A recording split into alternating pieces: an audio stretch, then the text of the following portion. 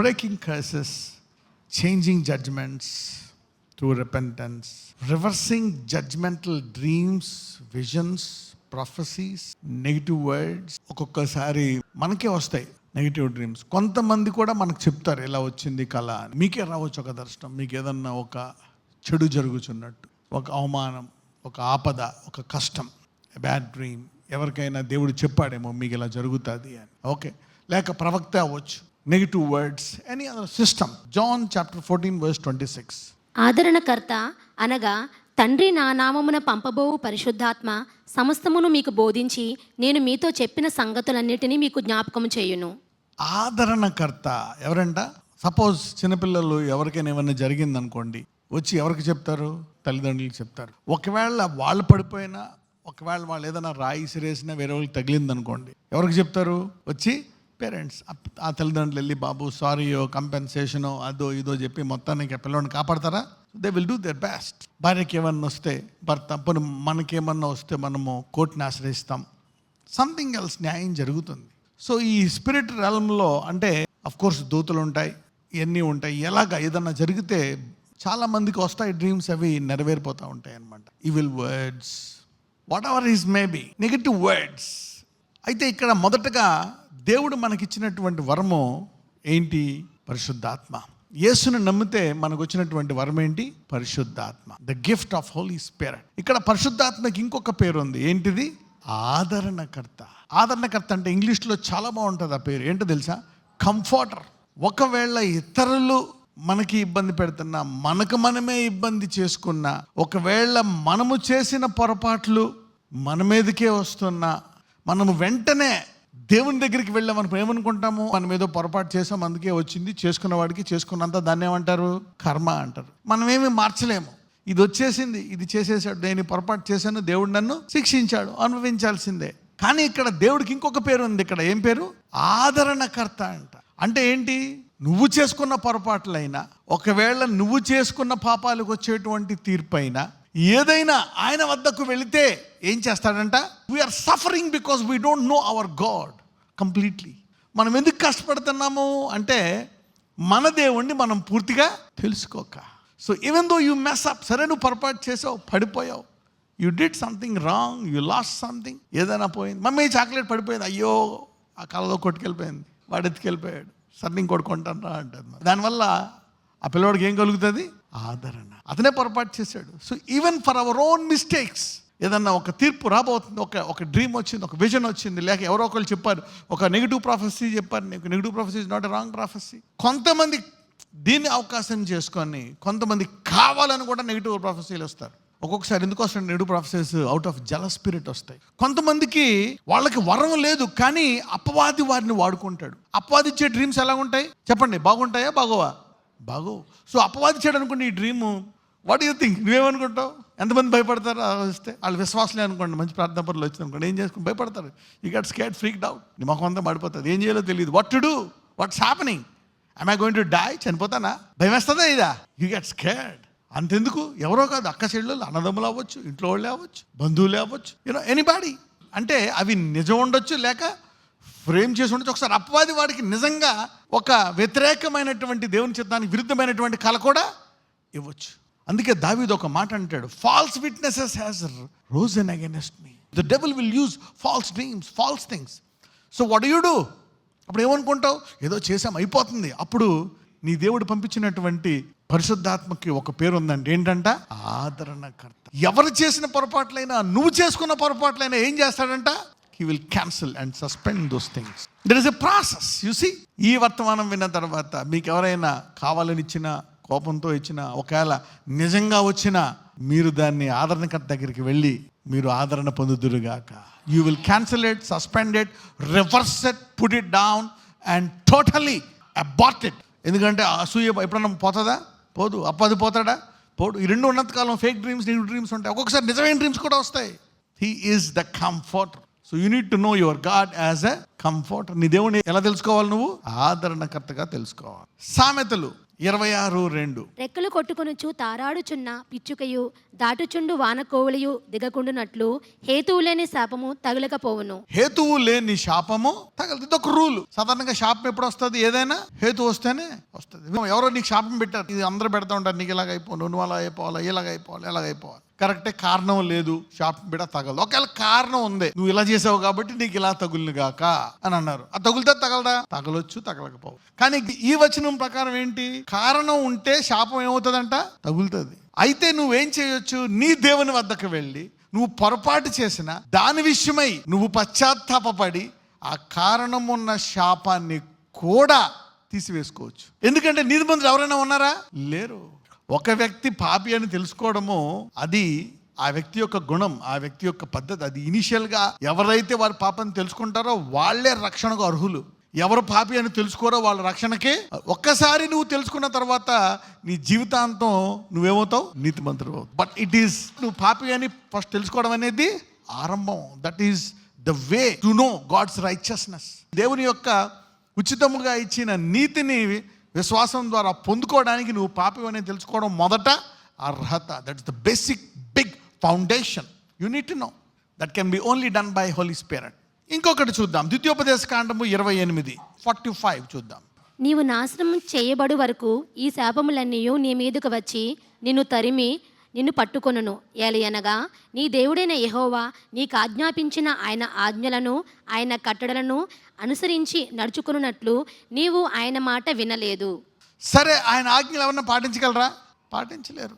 దేవుడు ఎన్నిసార్లు చెప్పినా ఇజ్రాయేల్ పాటించగలిగారా? లాస్ట్గా దేశం 1800 సంవత్సరాలు వెళ్ళిపోయింది. అంతకుముందు ఆయన అనేక రాజుల్ని, ప్రవక్తల్ని, అనేక మందిని తీసుకొచ్చాడు. కొంతకాలం బాగుంటారు, బట్ లాస్ట్గా దేశమే లేకుండా వెళ్ళిపోయింది.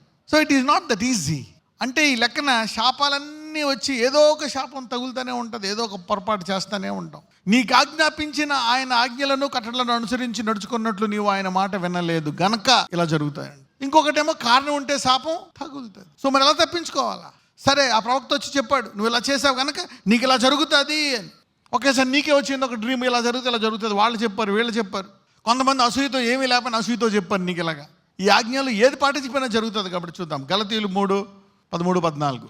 ఆత్మను గూర్చిన వాగ్దానము విశ్వాసం వలన మనకు లభించున్నట్లు అబ్రహాము పొందిన ఆశీర్వచనము క్రీస్తు యేసు ద్వారా అన్యజనులకు కలుగుటకై క్రీస్తు మన కోసము శాపమై మనలను ధర్మశాస్త్రం యొక్క శాపము నుండి విమోచించెను. ఏ శాపమైతే ధర్మశాస్త్రం వల్ల వస్తుందో క్రీస్తు దానివల్ల ఏం చేశాడంట? విమోచన. ఒక్కొక్కసారి ఎందుకు వస్తాయో తెలుసా? నీవు క్రీస్తు నామములో ఉండే సామర్థ్యాన్ని, ఆ ఆదరణను వాడుకోవడానికి వస్తాయి అన్నీ. All these things come to receive comfort from Jesus Christ. ఆదరణకర్త రావడానికి గల కారణం ఏంటి? ఆయన శిలువలో ఏం చేశాడు? మన కొరకు మరణించి రక్తము కార్చాడు. So use Jesus Christ, use his name, use his mercy, use his grace, claim it. వాగ్దానములు ఎన్ని ఉన్నాయో అన్నీ ఏమంటాడంట? ఆమేన్. ఆత్మను గూర్చిన వాగ్దానం విశ్వాసం వలన మనకు లభించినట్లు వాగ్దానం ఉంది అక్కడ. అబ్రహాము పొందిన ఆశీర్వచనము క్రీస్తు యేసు ద్వారా అన్ని జనులకు కలుగుటకై క్రీస్తు మన కొరకు శాపమై మనలో ధర్మశాస్త్రం యొక్క శాపము నుండి, అంటే ఈ ఆజ్ఞలన్నింటిలో ఏ ఒక్కటి నువ్వు చేయకపోయినా అవన్నీ వచ్చి నేను ఇబ్బంది పెట్టేస్తాయి కాబట్టి. కానీ క్రీస్తు ఏం చేశాడంటే ఆ శాపం నుండి మనల్ని విడిపించాడు. ఇప్పుడు ఎన్ని చేయకపోతే ఏమొస్తాయన్నావు? నువ్వు ఇలా అయిపోయే వరకు నువ్వు ఇలా అయిపోతావు అని ఈ ఆజ్ఞలన్నీ పాటించే వరకు అని ఉంది మరి కట్టడలన్నీ. అయితే క్రీస్తు వీటిని విమించాడా లేదా? విమోచించాడు. Set you free. యెషయా 54:17. నీకు విరోధముగా రూపింపబడిన ఏ ఆయుధమును వర్ధిల్లదు. న్యాయ విమర్శలో నీకు దోషారోపణ చేయు ప్రతివానికి నీవు నేరస్థాపన చేసేదవు. యెహోవా యొక్క సేవకుల నీతి నా వలన కలుగుచున్నది, ఇది వారి స్వాస్థ్యము, ఇదే యెహోవా వాక్కు. కరెక్టే. నువ్వు తప్పు చేసావండి, అప్పుడు ఆయుధం తయారు చేశాడు, అది రూపింపబడ్డది. అది వర్ధిల్లదా? వర్ధిల్లాలా నువ్వు చేసుకున్నదాకా. అంటే ఈ లెక్కని, ఈ మెసేజ్ ప్రకారం నువ్వు ఇష్టం వచ్చినట్టు జీవించవచ్చా? ఏ పని పడితే పని చేసేయచ్చా? లేదు. ఎందుకంటే నీళ్ళు ఎవరున్నారు? అతను పని చేస్తాడు. Will be good. Forgiveness releases you to do even better things, even to be more righteous, more holy, more pure, more loving, more caring. అవునా కదా? No weapon that is formed against the part shall prosper. నీకు విరోధంగా రూపింపబడిన ఏ ఆయుధము వర్ధిల్లదు. ఎందుకు వర్ధిల్లదు? న్యాయ విమర్శల్లో నీకు దోషారోపణ చేయు ప్రతి వానికి నీవు నేరస్థాపన చేసేదవు. అదేంటది? తప్పు చేస్తేనే కదా ఎవరైనా దోషారోపణ చేస్తారు. తప్పు చేయకుండా ఎవరు దోషారోపణ చేస్తారు? తప్పు చేస్తేనే కదా అపవాది ఏదన్నా ఆయుధం తయారు చేసి వర్ధిల్లుతుంది. అయితే ఇక్కడ ఏమంటున్నాడు? నేరస్థాపన చేసేదవు. యెహోవా వాక్కు సేవకుల నీతి నా వలన, ఒకవేళ నీ పాపం వల్ల నీకొస్తే ఓకే, కర్మ అనుభవిస్తావు. కానీ నువ్వు యేసుని అంగీకరిస్తే అది ఎవరి నీతి? యేసయ్య నీతి. యెహోవా సేవకుల నీతి ఎవరి వల్ల కలుగుతుంది? యెహోవా వల్ల కలుగుతుంది, యేసు ద్వారా. ఇది వారి స్వాస్థ్యము, ఇదే యెహోవా. అందుకే ఆయుధం వారు తెలియదు. ఒకవేళ నువ్వు ఇది క్లెయిమ్ చేయలేదనుకోండి, నీ పాపాలు కదా మీ తాత పాపాలు కూడా నీ మీద పడిపోతాయి. This sermon will cancel every need you dream that you are releasing from. I am uprooting the fear forever. Do you know that? యెహోవా యొక్క సేవకుల నీతి ఎవరి వల్ల కలుగుతుందంట? నా వల్ల. నా ఈ చిన్నవాణిలో, అంటే ఈ శిష్యుల్లో, ఈ వాక్య బోధకుల్లో ఒక గిన్నెడు నీళ్ళు ఇచ్చిన ఆ ఫలము నీవు కోల్పోవు. Do it and see the word will work in your life. ఎందుకంటే వాక్యము వినున్న వానిలో చాలా మందిలో పని చేయలేదంటే. ఎందుకు పని చేయలేదు? ఏమి లేక? విశ్వాసం లేక. There is no faith. Why many curses are not going in spite of knowing this? Let's go to Hebrews 4:2. వారికి ప్రకటింపబడినట్లు మనకును సువార్త ప్రకటింపబడెను గాని వారు వినిన వారితో విశ్వాసము గల వారే కలిసి ఉండలేదు గనుక విన్న వాక్యము వారికి నిష్ప్రయోజనమైనదాయెను. Sometimes the word will not work. ఎందుకు పని చేయదు? వారితో విశ్వాసము గల వారే కలిసి ఉండలేదు గనక విన్న వాక్యం వారికి ఏమైందంట? వాక్యం మెడిటేట్ చేయాలి. ఎందుకంటే ఫియర్ వెంటనే పోదు. అలాగా యు నీడ్ టు మెడిటేట్.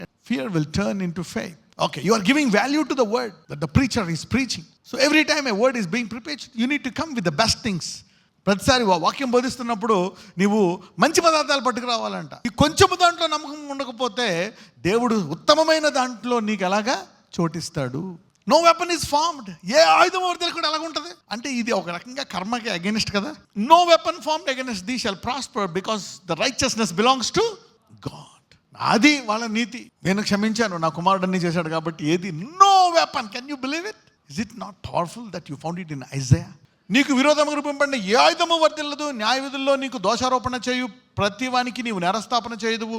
యెహోవా యొక్క సేవకులు నీతి వలన, నీతి నా వలన కలుగుచున్నది. ఇది వారి స్వాస్థ్యము. ఇది వారి స్వాస్థ్యం అంట. ఇది ఎందుకని ఏ అధ్యాయంలో వచ్చింది? ఎందుకంటే 53లో ఏంటో తెలుసా? మేము తెలియజేసిన సమాచారము ఎవడు నమ్మెను? యెహోవా బాహువు ఎవనికి బయలుపరచబడెను? లేత మొక్కవలెను, ఎండిన భూమిలో మొలిచిన మొక్కవలెను అతడు ఆయన ఎదుట పెరిగెను. అతనికి సురూపమైనను సొగసైనను లేదు. మనం అతని చూచి అపేక్షించినట్లుగా అతని యందు స్వరూపము లేదు. ఎవరి గురించి మాట్లాడుతున్నారు ఇక్కడ?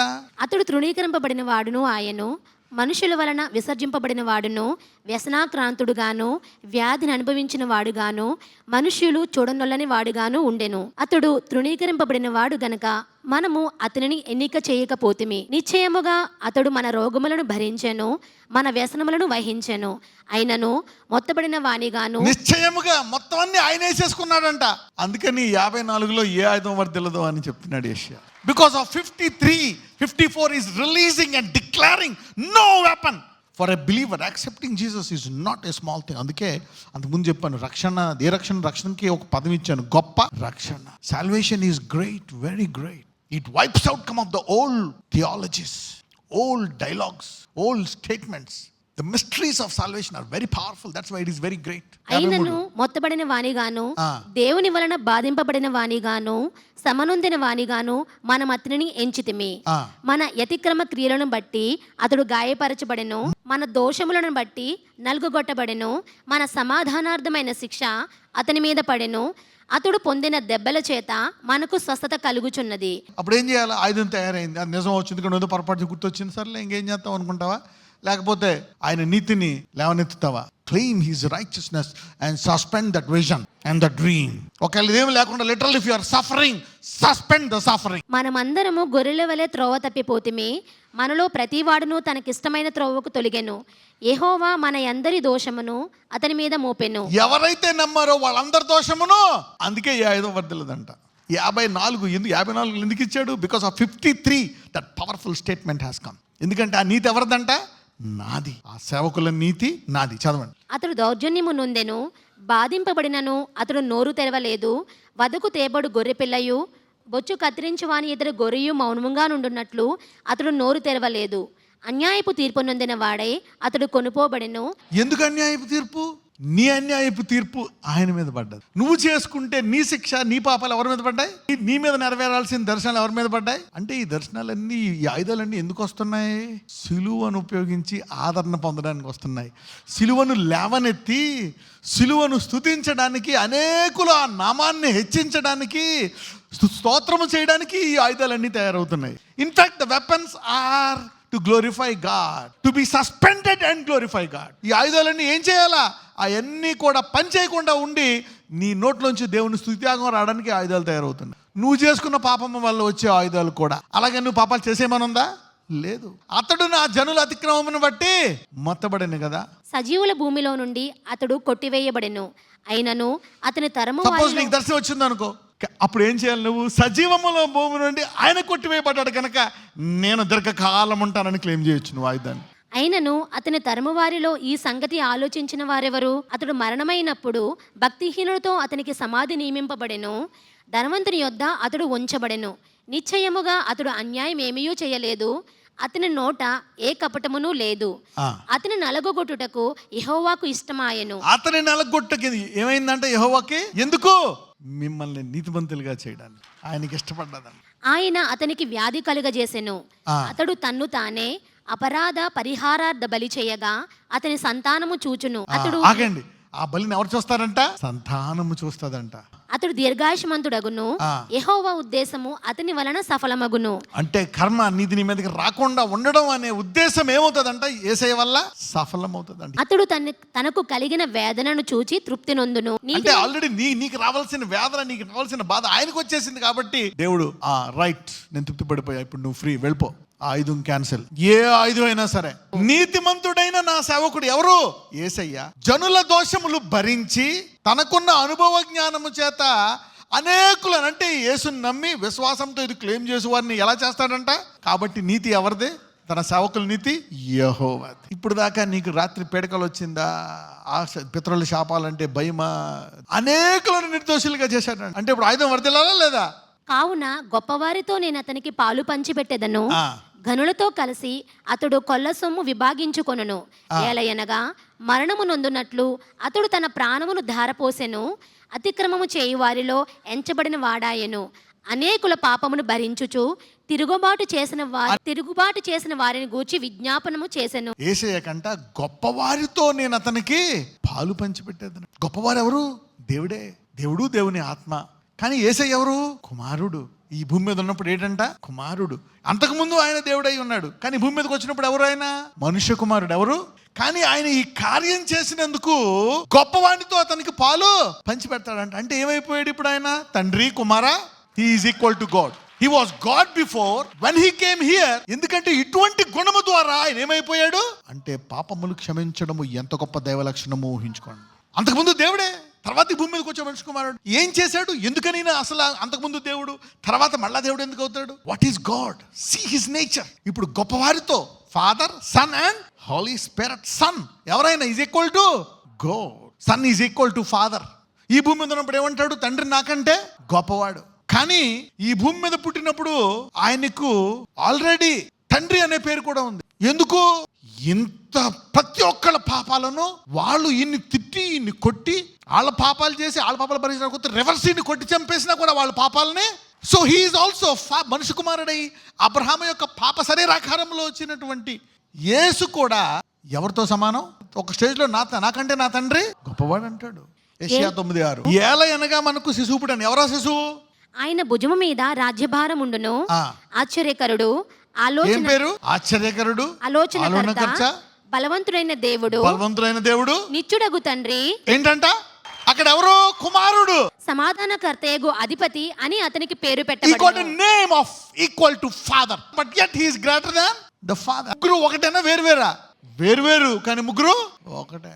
2 కొరింథీయులు 5:17. కాగా ఎవడైనను క్రీస్తునందున్న ఎడల వాడు నూతన సృష్టి, పాతవి గతించెను, ఇదిగో క్రొత్తవాయెను. నువ్వు క్రీస్తులో ఉన్నప్పుడల్లా, ఎప్పుడైనా whenever you say the blood of Jesus wash me, you are again a new man from your past sins and present sins. ఎప్పుడైనా నువ్వు క్రీస్తుని జ్ఞాపకం చేసుకొని నువ్వు ప్రార్థన చేస్తే, ఎందుకంటే జేమ్స్ 5లో ఎవడైనా నువ్వు వ్యాధి కలిగి ఉంటే వాడు సంఘం వద్దకు వస్తే సంఘ పెద్దలు అతని మీద చేతులేసి ప్రార్థిస్తే విశ్వాసము గల ప్రార్థన రోగిని స్వస్థపరచును. అతను ఏమైనా పాపములు చేస్తే ఎందుకంటే అతను నూతన సృష్టి కనుక. మళ్ళా ప్రార్థన చేస్తే మళ్ళా ఏమయ్యాడు? Is a fresh boy. When you take the name of Jesus you are a fresh man. So you got to be healed now. కాబట్టి నువ్వేం పొందుకోవాలా? స్వస్థత. ఈ భూమి మీద ఇంత గొప్ప నామాన్ని మనం పరలోకం తర్వాత మనం అతి ఘోరంగా కుమిలిపోయి దొరిలేదు మనమే. ఇంత గొప్ప పేరుని మనం 0.1% కూడా వాడుకోలేదే అని కొట్టుకుంటాం మనం. Somebody will use the name of Jesus from today. You see your a new man, your a fresh man. వాడు నూతన సృష్టి, పాతవి గతించాను. సపోజ్ ఇప్పుడు నువ్వు ఉన్నావు, you messed up, but you say in Jesus name new man. అందుకే healing జరిగిపోతుంది అంట, నీ పాపాలన్నీ క్షమించబడిపోతాయంట. అందుకే నువ్వు ఎవరికైనా ప్రార్థన చేసినా వాళ్ళకి ఇదే జరుగుతుంది. జేమ్స్ 4:7. కాబట్టి దేవునికి లోబడి ఉండుడి, అపవాదిని ఎదిరించుడి, అప్పుడు వాడు మీ యొద్ద నుండి పారిపోవును. అపవాది వచ్చాడు మీ వద్దకి, ఎందుకు? నువ్వేదో పొరపాటు చేసావు. పేతురు యేసేని గద్దించాడు, నేను చనిపోయి 3 రోజుల తర్వాత మళ్ళీ తిరిగి లేగాలంటే ఇది నీకు దూరమవును కాక. I command this to go from you Jesus అన్నాడు. అదేంటది? Pride. He's God, he's the father. అవునా కదా? మరి ఆయన నేను అలాగంటే అలాగా నువ్వు అలా జరిగినప్పుడు నా విశ్వాసం నిలకడగా ఉండేటట్టు చేయను ఆయన, నీకు అలా జరుగుతున్నప్పుడు. అవునా కదా? అలా చేశాడు. కానీ పశ్చాత్తాపడ్డా? పడలే. అది అపవాది ఏం చేసిందంట? పేతురుని చల్లించిందంట. అదే పేతురికి అది తెలుసుకొని అప్పుడు ఏమన్నాడు? వెంటనే యేసుప్రభు పేతురుని చూసి, సైతానా, వెంటనే పేతురు అన్నాడు, అదేంటి ప్రభు అంత మాట అన్నావు? నేను సమస్తాన్ని విడిచిపెట్టి వచ్చి నాకేమో పరలోకపు తాళపు చెవులు ఇస్తానన్నావు, దేన్ని బంధిస్తే దాన్ని అక్కడ బంధిస్తానన్నావు, విడిపిస్తే విడిపిస్తానన్నావు. పేతురు నువ్వు బండ అన్నావు, మొత్తం డిసైపుల్స్కి నన్నే లీడర్గా చేసావు. ఇంతని ఒకేసారి సైతానా అనేసే వేది ప్రభువా ఏంటైనా అని చెప్పి కాసేపు అక్కడ దొర్లి ఏడిసి అలిగి ఏం చేయాలా? బూడిదని నెత్తి మీద వేసుకొని అలా జరిగినప్పుడు పేతురు అడిగితే, అయ్యా ఎందుకు ఇలా జరిగింది పొరపడినప్పుడు ఏం చెప్తాడు? ఇదిగో నీలో ఈ గర్వం ఉంది, అయితే ప్రభువా నన్ను క్షమించు అంటే ఏమవుతుంది? వెంటనే అప్పుడు వారు పేతురు నుండి పారిపోతాడు. అలా చేయలేదు. So repentance is very powerful thing. It can remove the devil instantly. Repentance can stop that judgement, that evil dream immediately. పశ్చాత్తాపము నీకు వచ్చిన పితరుల శాపాలు, పాపం, ఆ తప్పు ఈ తప్పు వాటిని వెంటనే ఆపేస్తుందండి పశ్చాత్తాపం. రిపెంటెన్స్. పౌలుకు ఒక ముళ్ళు గుచ్చుకుందండి. అసలు ఎందుకు గుచ్చుకుంది? నేను అధికముగా హెచ్చింపబడుకున్నట్లు నీకొక ముళ్ళు హెచ్చింపబడుకున్నందుకు. పోనీ ప్రేయర్ చేస్తున్నాడు, ద నేమ్ ఆఫ్ జీసస్ ముల్లుగో. తర్వాత 3వసారి దేవుడు చెప్తున్నాడు, బాబు నీలో ఈ హెచ్చించుకునే గుణం ఉంది. ఎప్పుడైతే తగ్గించుకున్నాడో దేవుడు ముళ్ళు తీసేశాడు. అపవాదిని ఎదిరించాడు మీ వద్ద నుండి. ఆ గర్వం ఎవరి సొత్తు? అపవాది సొత్తు. పేతురులో ఆ గర్వం ఎవరి సొత్తు? దాన్ని ఎదిరిస్తే ఆ దర్శనం, ఆ పాపం స్పాట్లో ఆగిపోతుంది. మీలో ఈరోజు ఎవరైనా ఏదైనా పశ్చాత్తాపడి యేసయ్యని పొరపాటు చేశాను అన్నారా? ముళ్ళు గిల్లు గొడ్డలు గిడ్డలు అన్ని ఈరోజు మొత్తం వెళ్ళిపోతాయి. ఈరోజు somebody say Jesus I repent. అందరూ చెప్పండి, యేసయ్యని పశ్చాత్తాపడుతున్నాను, నన్ను క్షమించు. Repentance can suspend immediately. I'm sorry God, forgive me. Submit your selfs to God when somebody says him lord. ఎక్కడ ఏం జరిగిందో దేవునికి లోబడిపోండి వెంటనే. ప్రభువా ఏంది ఎలా వచ్చింది, ఎందుకు? అప్పుడు ఎదిరించాలన్నమాట. ఆల్ పవర్ అండ్ అథారిటీ, భూమి మీద ఆకాశం మీద సమస్త అధికారము ఆయనకి ఇవ్వబడ్డదంట. Hey, somebody is getting blessed today. I'm telling you, you are breaking very powerful things from today. Fearless life because of Jesus. ఆయన తెలుసుకోవడం వల్ల ఎలా జీవించగలగో చూడండి. రాజరేడరే యేసయ్య, Lord Jesus, whatever they are scared of, ఇదిగో బికాస్ ఆఫ్ ద క్రాస్, అయ్యా నీ సిలువ ద్వారా, ఇదిగో any negative things, negative fear, నాకేమన్నా భయాలు ఉన్నాయా వాళ్ళకి? ఇదిగో నాకు పెళ్ళవదు, నా ఫ్యూచర్ ఏంటి, నా భవిష్యత్తు ఏంటి, నాకు ఉద్యోగం వస్తుందా, నా ఉద్యోగం పోతుందా, నా భర్త బతుకుతాడా, ఐసీయూలోంచి బయటకు వస్తారా, నాకు ఇది జరుగుతుందా, భయాలు. లార్డ్ టుడే నో వెపన్, ఏ ఆయుధము వర్దెల్లదు నాయన, నీతి కనుక ఈరోజు ప్రతి కాడి విరుగునట్లు, స్వతంత్రులుగా స్వేచ్ఛగా వారు జీవించినట్లు, ఈరోజు వారు చేసుకున్న పాపాల విషయం వచ్చే కాళ్ళు ఏది కూడా పని చేయకుండా నిమిత్తం ఈరోజు వారిని స్వేచ్ఛగల పావురాల వల్లే వారిని చేయమని, నూతన సృష్టి కనుక అటువంటి నడిపించమని ప్రార్థిస్తున్నాము. Break it, come put on your head lord. Every yoke be broken. ప్రతి కాడి విరుగునట్లు ఈరోజు పరిపూర్ణంగా వారి కాళ్ళన్నీ విరగొట్టండి అయ్యా. Break it, set them free, release them, heal them in Jesus mighty name. నజరేయుడైన యేసు నామమున ప్రార్థిస్తున్నాము తండ్రి. ఆమేన్ అనండి.